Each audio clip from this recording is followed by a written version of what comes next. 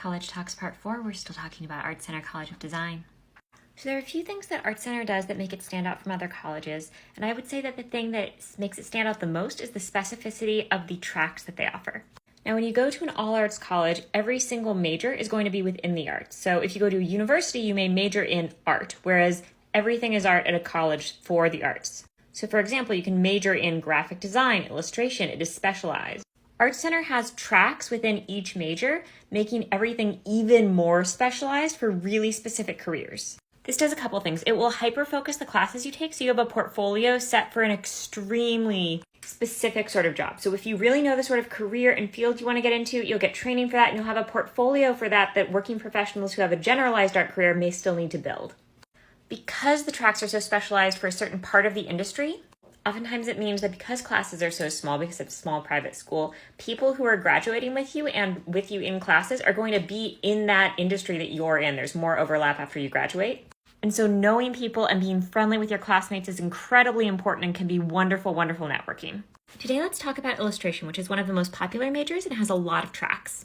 So your first 2 to 3 terms are more foundation classes, but they're still within your major. So for example, all illustration majors need to take a certain amount of figure drawing classes. Track-specific classes will be something that is catered more toward the niche that you're interested in. ArtCenter actually has in their requirements under the illustration major 2 different portfolios you need to submit. And this is dependent on the sort of track you want to be in. So one is for more editorial fine art stuff, one is for entertainment-based stuff. We'll go over what that means in a moment. So the former category has tracks for design, fine art painting, motion surface design, and undecided. Undecided just means you're not sure about your track yet. Design is editorial illustration. Think book covers, album covers, picture book, comic artists, or graphic novel artists. Illustrations for magazines and on the interior of books. Illustrations for websites, and custom freelance work. For example, I do a lot of custom pet portraits and custom D&D portraits. A lot of the techniques I use for this sort of freelance work I learned there at ArtCenter. I was the illustration design track.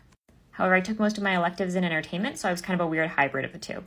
Fine art painting is fine artwork that is not sculptural, is not abstract, is very much representational and based on well-painted works, but think more like stuff that's meant to be displayed in a gallery as opposed to used for commercial use. It's very conceptual, it's very based on idea and a higher concept as opposed to a story that you are sort of narrating some images from. Design-related track is more about narrative storytelling. Motion is going to be all about moving things, but it's not animation. More of an interactive art piece, it's a little bit closer to fine art, kind of mixed with animation. Motion design is for things put on fabric. Follow for part 2.